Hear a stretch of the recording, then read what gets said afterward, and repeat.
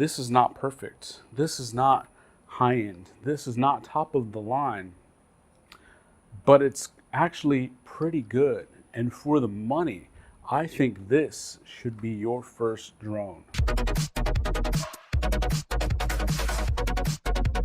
John here, guys, and today we're talking about the JJRC HERON. Now, look, this is a small, micro-sized gimbal carrying GPS drone. And look, let's just stop beating around the bush and call it what it is. This is a clone of the DJI Spark. And that's not necessarily a bad thing.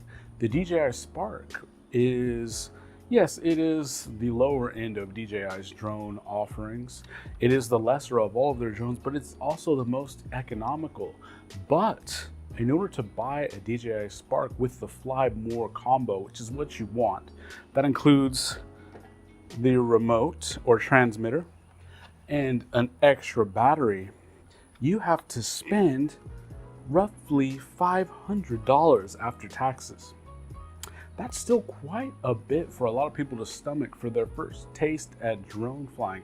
After all, is this going to be like that time that you got into, food drying? Is it going to be like the time where you bought that, $2,000 mountain bike thinking you're going to go mountain cruising? Is it going to be like the time that you had that custom bowling ball made only to throw 2 strikes in 10 games? Yeah, well, that's just like your opinion, man. So if you're looking to buy your first drone, is this the right one? And I'm gonna say right now, this is not perfect. This is not high-end. This is not top of the line, but it's actually pretty good. And for the money, I think this should be your first drone. Now let's talk about some of the features. The goal of this thing was to essentially copy the DJI Spark. And in some ways it was successful, other ways not so successful. And if you've never owned a DJI drone before, let me tell you, the secret sauce of DJI and why they're so good is not really the hardware, it's the software. DJI software is so good. It's so intuitive. It's so user-friendly. And the GPS lock hovering features built on the transmitter and software that you run on your cell phone, as well as the software built into the drone itself, are second to none. And this, does an okay attempt at replicating it, and it's not all there, but for a beginner drone pilot, do you actually need those features? Can you dip your toe into the amazingly cool and refreshing drone waters at a price point closer to $200? Pretty good. That's the question that we're really looking to answer by looking at this product. Now, what comes with the drone is not a full set of extra props, but 2 extra props. So you have 2 spare props. It comes with a power cable. It comes with the charger that plugs into a USB micro, which I really like because I love to be able to charge this off of a power bank. You can fly for almost forever. It comes with 2 of these batteries. Now, in my flying, I found the batteries to last 15 to 18 minutes, maybe 20, depending on if you're flying slow or you're just hovering. It's very nice. These are clearly modeled after DJI batteries. They just slide right in. It has a power indicator on the battery itself, which is nice. So you can look at a glance and I can see, oh, this is the one I already flew. This is the one that's fully charged. So let's plug it in. It turns on exactly like a DJI. What you want to do is quick press the button and then hold it. You'll see and hear these familiar tones while the thing boots up. At the same time, you'll want to take your transmitter while it's booting. Now this should be on level ground. Turn it on and then you would want to activate the app on your cell phone. Now, let's get something out of the way right now. The app is not very easy to find. You would think by looking at the box that you would want to search for JJRC. You'd want to search for HERON on the Apple App Store. And I searched for that and I found a plethora of apps. None of them were the right one. So here's how you find the app.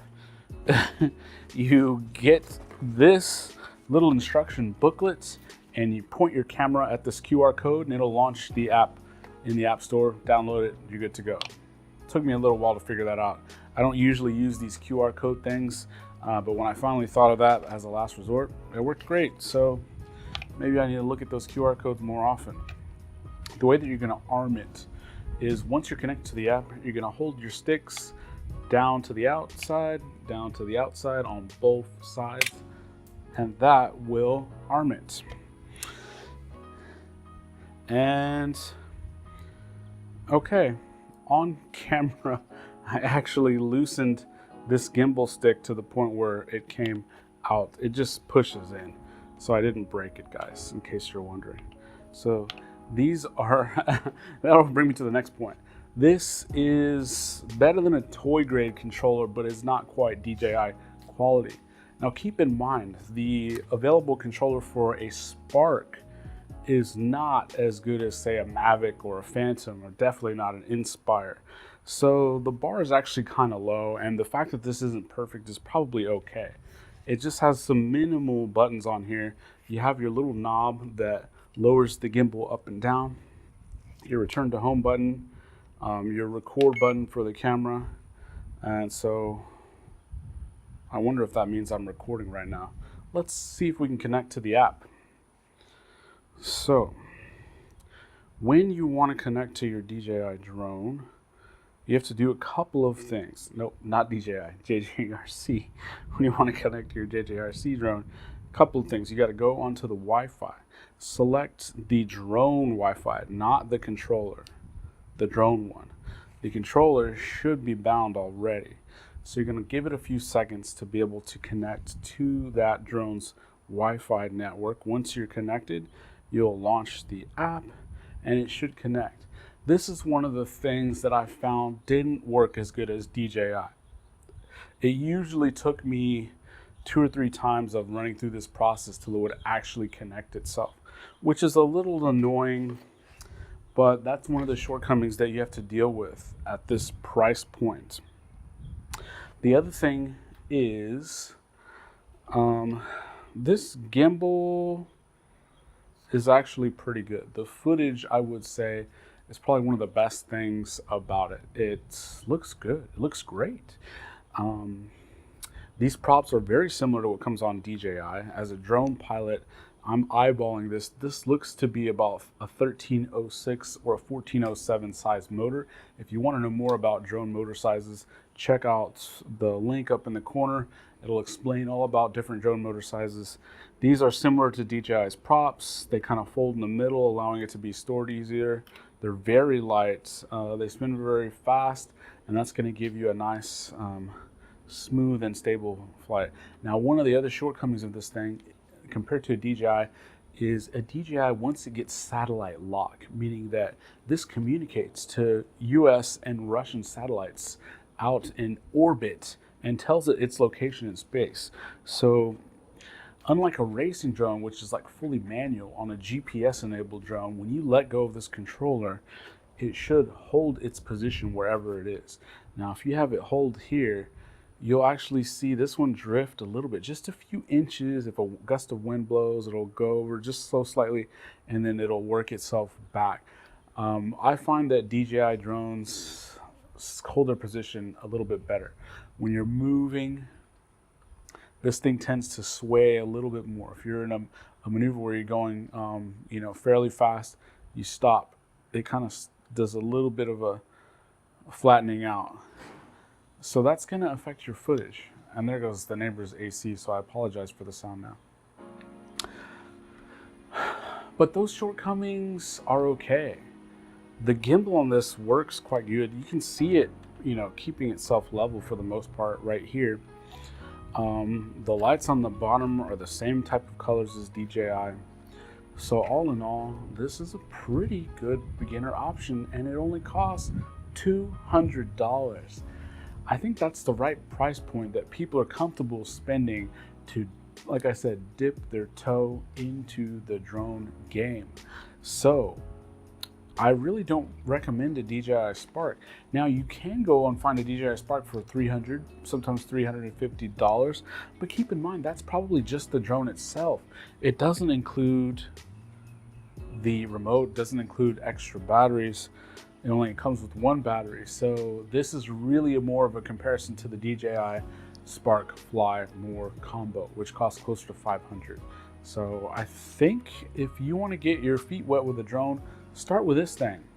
See if you like it. If you find yourself flying, if you want something that's a little bit smoother, a little bit faster, a little bit better in every way, then you can decide to upgrade to, say, a Mavic. I'd almost say, with this being an option on the market, go ahead and skip the Spark altogether. And if drone flying is not for you, it's not for everyone, then you're only out $200. Not bad, guys. Not bad. Let's check out some footage from this thing, and you tell me in the comments what you think. What was your first drone that you ever got? My first drone was a little tiny Hubsan thing that I could fly indoors. Next, I got a SEMA X5C. Now that was a targeted purpose because I wanted to get a DJI Phantom and I wanted to learn how to fly a drone on something cheap. SEMA X5C is like 50 bucks before I graduated up to something closer to $500–600 like the Phantom 3 that I had was. So it's cool to be able to have a nice camera drone when I don't want to get some HD footage with my racing drones, or if I want something that's perfectly smooth that I can just hold and get footage in the air. It's also nice to be able to point straight down. You know, you can angle the camera down. I'm going to do that right here. Check this out. See how that camera is pointing down now? Very cool. Now let's point it back up. It's very nice to be able to do that. My racing drones can't do that. I can look down for about 1 second if I go up into the air and do a dive. You know, this can just hover looking down. So pretty cool, guys. What do you think in the comments? Thanks.